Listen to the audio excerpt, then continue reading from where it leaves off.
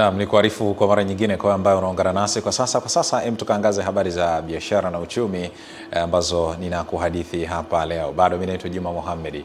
Waziri wa Madini na mbunge wa jimbo la Mtumba Anthony Mavunde kwa kushirikiana na CRDB Bank Foundation wametoa mikopo ya shilingi bilioni 2 kwa wajasiriamali wa jimbo la Mtumba mkoani Dodoma, ikilenga kuwawezesha wajasiriamali hao kukuza uchumi wao. Akizungumza kwenye hafla ya utoaji wa mikopo hiyo kwa wajasiriamali wa jimbo la Mtumba jijini Dodoma, Waziri Mavunde amewataka kuzitumia fursa zinazotolewa ili kujikwamua kiuchumi. Wakati kwa upande wa mkurugenzi mtendaji wa CRDB Bank Foundation Bituli Mwambapa akachukua nafasi hiyo kueleza kwa namna gani taasisi hiyo ilivyowafikia wajasiriamali, huku mwenyekiti wa UWT kwa mkoa wa Dodoma Bi Neema Majure akiwakumbusha wajasiriamali lengo la serikali kuwawezesha upatikanaji wa mikopo hiyo. Tupata nafasi ya kutazama na kusikiliza.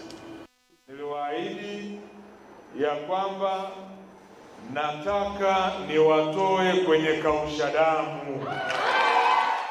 Hivi sasa tupo tayari kwa ajili ya kuhudumia wanamtumba na fursa ziko nyingi sana.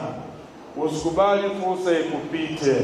Kuwafikia wajasiriamali 1,250,000 wanawake na vijana wenye shughuli za kiuchumi na vijana wenye shughuli za kiuchumi kwenye sekta zote, na mpaka sasa, Mheshimiwa mgeni rasmi, tumeisha toa mitaji wezeshi ya jumla ya shilingi bilioni 20.1 kukwamua kiuchumi, tuondokane na umaskini. Na mimi ninaamini ya kwamba dira hii ya miaka 25 ya kutukwamua wananchi kiuchumi tunaenda kutoka kupitia hizi hela ambazo zinatolewa na serikali yetu. Naam, ndio tamati ya habari za biashara na uchumi usiku huu wa leo kutoka hapa Channel 10+. Mimi naitwa Juma Mohamed. Mapumziko mafupi yanafuata, kisha atakuja hapa mlinda mlango wa kisasa Eden Bahati kutujuza kwa undani zaidi kwenye upande wa habari za michezo na burudani. Endelea kubaki nasi ili tuweze kutazama habari hizo.